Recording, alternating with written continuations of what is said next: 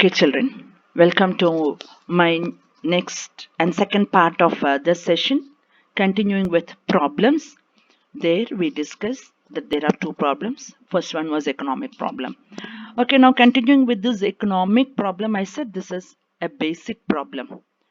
Now, why or what do you mean by economic problem? Economic problem, it is a problem of choice involving satisfaction of unlimited wants out of limited resources having alternative uses. Now, other word for scarcity is limited resource. Okay, now children, here you have to understand that resources are very limited, they are very scarce. But at the same time, what about our needs? What about our requirements? Our requirements are unlimited. Now, in that particular situation, what we have to do to fulfill our needs? The solution is very simple. That is, you have to make a choice of unlimited ones. Now, what do you mean by choice making? I can explain this with an example. Let's imagine that your parents have given you a pocket money of rupees 500. Now, here I can say that this 500 is a resource that is very limited. And if you are asked to make a list of requirements, you will have a big list of requirements for the month of April. Now, with this 500 rupees, you will not be able to fulfill all your requirements. Now, what you have to do is that out of this list of requirements, you have to make a choice of what are all the requirements that are more important to be fulfilled in this month of April. This is what we call as choice making. Now, what about remaining requirements? Those requirements can be fulfilled in later months when you get more money from your parents. Okay, so here what is required is choice making is required. In the same manner, economy should also involve itself in choice making because resources are very limited and our needs are unlimited. Even though the resources are very limited, we have to use them in many alternative ways also. Now, what is economic problem? It is a problem of choice involving satisfaction of unlimited wants out of limited resources having alternative uses. I already said that this is an important question. Question will be define economic problem and explain different reasons for economic problem. There are three reasons for economic problem. First reason is unlimited human wants. Now, what do you mean by it? I told you that our requirements or our needs, they are unlimited. They are never ending. Okay, it keeps on increasing. Now, what happens is that when our needs keeps on increasing, and I already said that the resources are very limited, a parent will not be able to fulfill all the needs of their own children. Why? Because the resources are very limited. Now, what they try to do is they try to make choice out of the requirements of their own children or the priority. They know what the priority for their children at this particular age, or it can be during this particular time. Parents know it up very well. They try to fulfill them up now, and remaining requirements they also postpone it in near future. Okay, this is what every parent will do because the resources are unlimited. Now let us imagine in any family where there are unlimited resources and our wants or requirements are also unlimited. Will the parents find out the priority or will the parents make a choice of list? No. They will fulfill all the requirements of their own children. But I said These type of situations you see only in films, not in real life. Now going with the second one, that is scarcity of resources.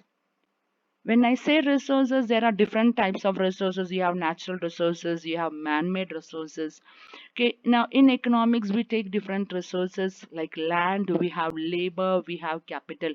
These are important resources that are used in production of goods and services.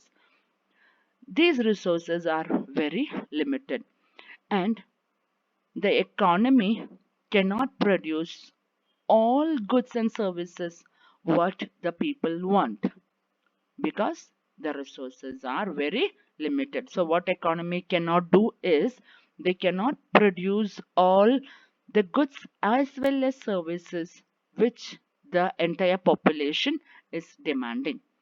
Going with the third reason, that is alternative uses. Resources are not only scarce or limited or less, but they are also put to various uses.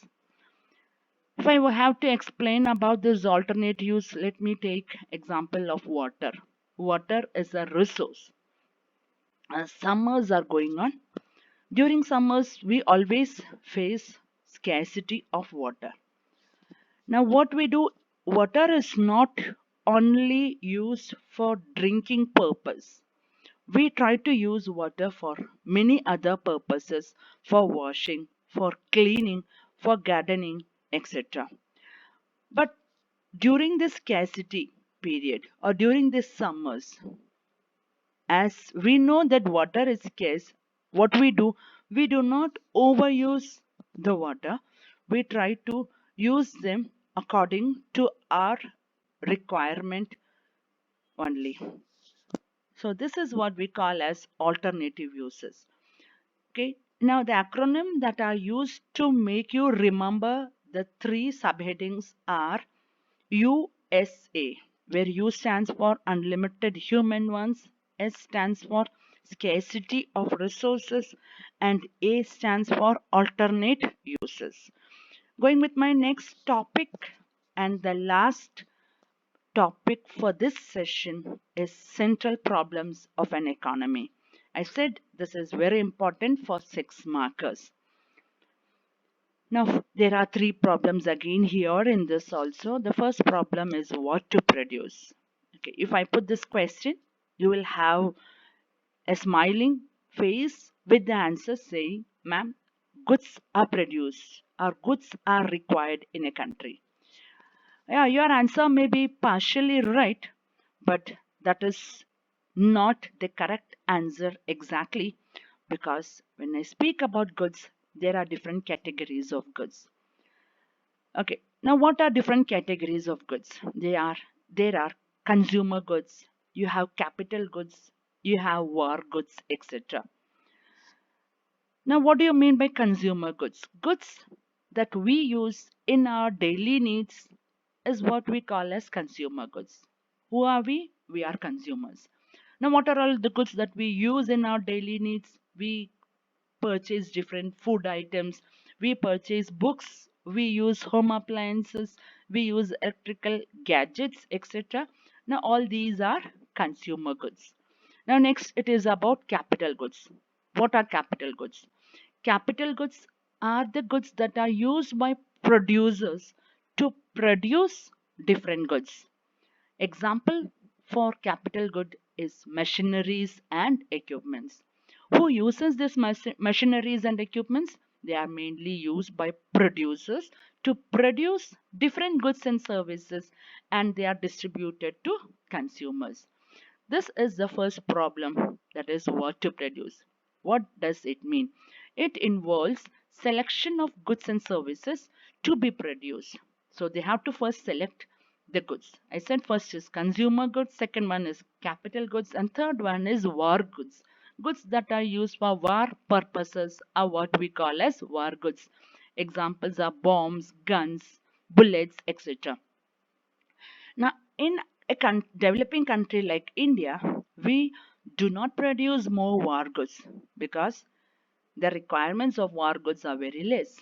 So, what we produce more is consumer goods. Second, goes to capital goods, and the least good that is produced will be war goods. Okay.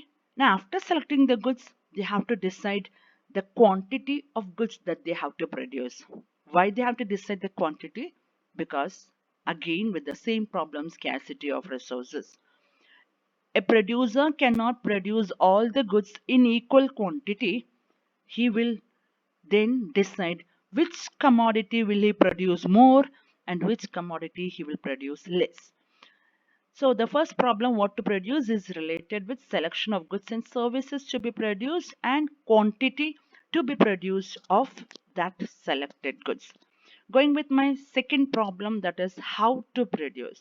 The word how stands for the technology or the technique that is used for producing different goods and services. Now it is related with selection of technique to be used for production of goods and services. When I say technique, there are two techniques that are used in production. They are CIT and LIT. CIT stands for capital intensive technique and LIT stands for labor intensive technique. Now, what do you mean by capital intensive technique? Using more machineries and less labor is called as capital intensive technique. This technology is mainly used in large scale industries. Second one I said LIT, labor intensive technique. Using more labor and less machineries is what we call it as labor intensive technique. And this technique is mainly used in agricultural sector. Okay, now the second problem, how to produce, is related with selection of technique to be used for production of goods and services. Moving on with the last problem, for whom to produce. Again, your answer will be very simple. For whom is it is produced? For people only. Yes, it's correct. But when I speak about people, there are different categories of people in a country. You have more rich people or you have less poor people. Okay, in India, we have more poor people and we have less rich people. Now, there is difference in the goods that they use also. Rich people, they go for very expensive goods. We call them as luxury goods. Example, you can have it as imported cars and air conditioners. When I say poor people, they go for cheaper goods, which we call it as necessities. Examples of necessities are coolers and even the food items what they buy, they do not buy from malls or from supermarkets. They try to buy in small quantities in retail shops. So this is the difference between rich category and poor category. But whatever category it may be, people should have income with them to buy the particular commodity. Now these are the three central problems of an economy, and acronym that is used here is WHW, where W stands for what, second H stands for how, and third one is W, which stands for whom. So what to produce, how to produce, and for whom to produce. Okay, now with this we wind up with the first session of introduction part. If you have any doubt in this topic, you can send the messages in my personal window. Thank you.